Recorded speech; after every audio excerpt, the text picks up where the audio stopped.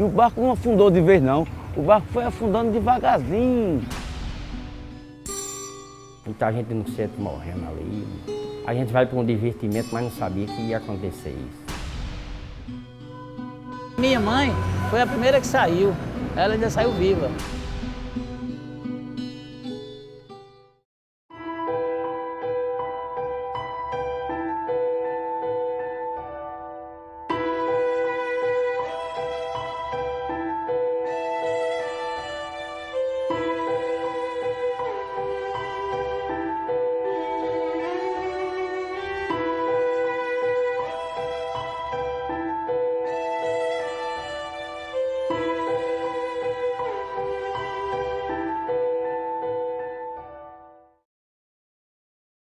24 de agosto de 1975.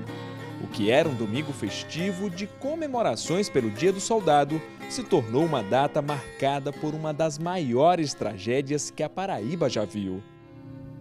O grupamento de engenharia instalou na lagoa uma espécie de uma balsa para fazer passeios com as pessoas, né, com a sociedade civil. Já tinha acontecido no ano anterior e não houve nenhum problema. Era uma embarcação de carga que o Exército utiliza dos rios, de transportar equipamento de um lado para o outro. E uma coisa sem segurança nenhuma. Era duas taubas longas e entre essas duas taubas agrupado como se diz assim, um instrumento na forma de uma xícara. E a cada xícara daquela cabia de 30 a 40 pessoas. Muita gente para ir na balsa. Fazia fila de um lado, fila do outro. Aí, pegava essa balsa, dava a volta todinha na lagoa, voltava, desembarcava em outras pessoas. E assim foi. Quando chegou na vez do meu sobrinho, aí encheu a balsa. Aí ele disse assim, ainda botou o pezinho para subir. Aí ele disse, não, você é muito gordinho, fica para a próxima. Meus dois irmãos, meus dois colegas, a gente ficou numa divisória normal. Eu me lembro como hoje que quem estava controlando era um capitão. O capitão perguntou a mim que se eu estava acompanhado, se a gente estava acompanhado. A gente disse que não. Aí ele disse, então desce, só vai quem estiver acompanhado. Aí a gente desceu. Mas a gente tinha mais de 150, já estava perto de 200, o piloto disse, eu não levo. Vocês desçam que eu só vou levar a carga suficiente. Mas a insistência foi tão grande das pessoas que queriam ir no barco, principalmente crianças, que o piloto terminou, o piloto era um sargento do Exército, terminou cedendo. Vamos ver o que é que vai dar. O sol já estava quase se pondo quando uma estranha movimentação no interior da embarcação mudou o rumo da história. E o que aconteceu? Eu fiquei olhando, o barco foi se afastando, se afastando. De repente eu notei que o barco começou a afundar. As pessoas gesticulando, outras gritando, os adultos pegavam os filhos e já botavam no braço assim. Aí eu pensei comigo, esse barco está afundando. Quando o barco saiu da borda da lagoa, que avançou cerca de 50 metros, alguém na parte posterior do barco gritou que estava entrando água. Quando deu esse grito, as pessoas que estavam por perto correram para frente do barco. Aí, no pavor, todo mundo foi para frente. Desequilibrou o barco e ele começou a afundar. Tinha uma lancha que ela dava um círculo nela todinha. Aí formava uma onda. Essa onda é que estava entrando na balsa. Não era outra coisa não, porque toda vez que ela dava aquele lance de onda. Aí enchendo as divisórias. A água ficou lavando meus pés, a água de tão lotado que o barco estava. Então o barco saiu. Quando o barco chegou, eu acredito, uns 5 ou 6 metros, eu acho que é essa, da fonte, certo? Veio um jato de água muito forte, tá certo? De baixo para cima. Isso fez com que o pessoal que estava na frente fosse para o meio e o pessoal do meio viesse para trás. Ao ponto do motor já querer falhar. Então, nesse impacto, vai para lá, vem para cá, as braçadeiras quebraram. No que as braçadeiras quebraram, ela escorregou na tábua e já foi caindo dentro d'água. Aí fazia compressão, o pessoal que soubesse nadar, tudo bem, que não sabia. Não dividir o peso como deveria ter sido, né? Equilibrado. E quando a bicha estava com excesso de peso de um lado, aí o lado cedeu e entrou um pouco d'água. Ele disse que viu quando um soldado lá gritou, tá entrando água. Quando a gente vinha, estava dando no rádio do carro que a balsa da lagoa estava afundando. Aí, vamos embora para lá, vamos embora. Aí a gente veio embora para aqui, eu pensando dentro dos meus amigos, que minha irmã estava aqui, que ela é aniversariante do dia, e eu vim para cá. Aí a gente conseguiu chegar na lagoa, eu saí correndo a pé, fui lá para o lado do barco onde a balsa estava arriando, eu fui dentro d'água, não encontrei minha irmã, mas eu encontrei outras crianças, onde eu socorri umas 4 ou 6 crianças, não me lembro bem, aí foi mais de 3. Inclusive o último já chegou meio assim, quase morto, né? Então, quando a primeira portada quebrou, eu já fiquei a segunda quebrou, eu pulei. Certo?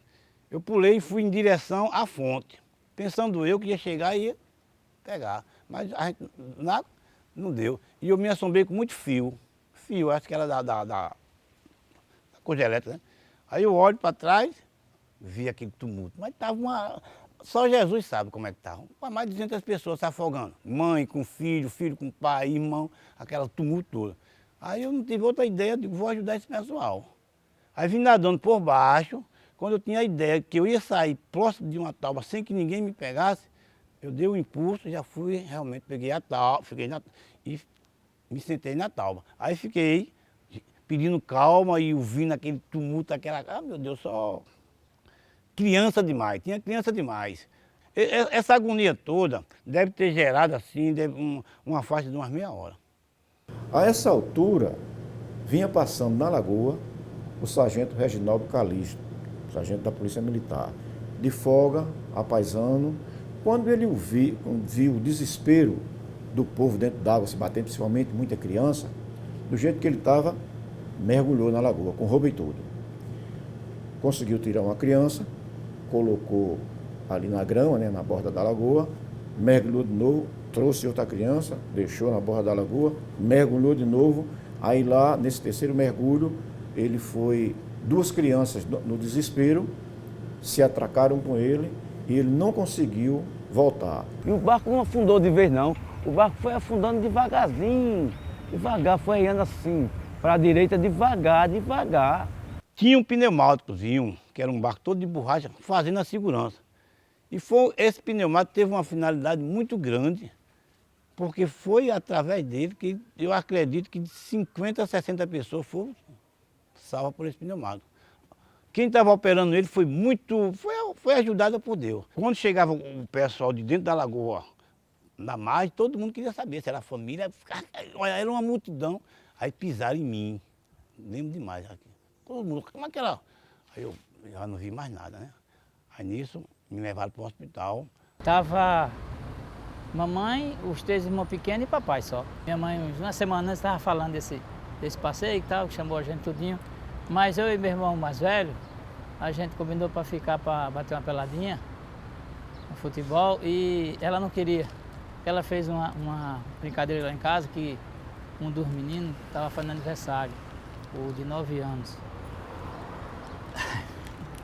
Aí eles foram, mas a gente ficou para brincar, né? Minha mãe foi a primeira que saiu, ela ainda saiu viva, mas acho que ela não aguentava não por conta dos meninos. Deu parada respiratória.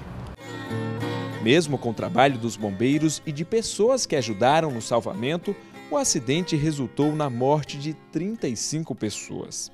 29 crianças estavam entre as vítimas. E tão logo ocorreu esse fato, foi acionado e de pronto as guarnições da época foram prestar esse atendimento e realmente se deparando com a quantidade de pessoas que foram acometidas, exatamente houve a necessidade de uma mobilização de vários outros bombeiros que estavam até de folga. Eu estava em casa às 9 horas da noite, quando chegou um carro do Corpo Bombeiro.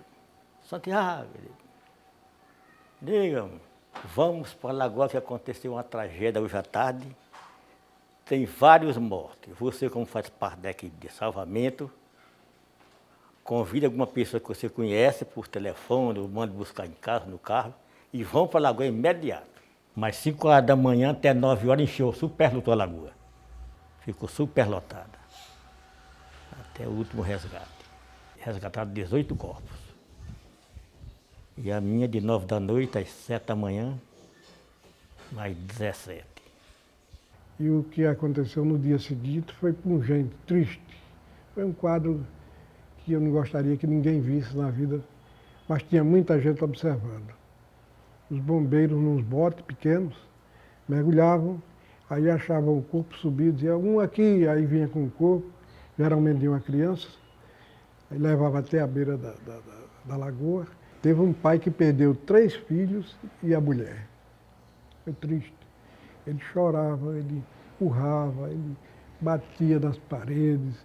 Era um quadro muito triste, terrível. Aconteceu porque teve descuido, né? Se tivesse sido preparado, não tinha. Se tivesse acontecido, aconteceria, mas não no volume que foi.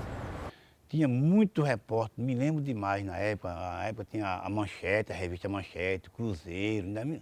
Só que eles me alegaram para que eu não falasse com nenhum daquele repórter. E eles me trouxeram da sala onde eu estava para a sala de entrevista. Disse, olha, esse rapaz aqui, tá certo? Vocês aí estão autorizados a não tocar nem nesse rapaz. Nem tampouco perguntar nada. Tá ouvindo? Os tenentes lá, os capitães lá, aquela... Certo. E você, jovem, não diga nem seu nome para esse pessoal. Foi à noite eu não dormia, não. À noite, aí a gente balançando minha cabeça, batendo nos meus pés na cama. Eu me assustava, minha esposa. Não, vamos orar, rezar. Foi uns 3 meses essa agonia. Até hoje ainda sinto aquele... Que eu nunca tinha visto tanta assim de gente morta. Foi a primeira vez que eu vi. As 35 pessoas responsáveis pelas vítimas não acreditavam que ia sair uma indenização pelo fato de o responsável pelo acidente ser o Exército. O primeiro processo que, pelo menos que consta, foi o de 77 e depois teve outros 2 de 80. Foram 35 vítimas. E dessas 35, 26 entraram com ação, né, as famílias dessas 26 vítimas, houve a condenação, houve a implantação de pensões.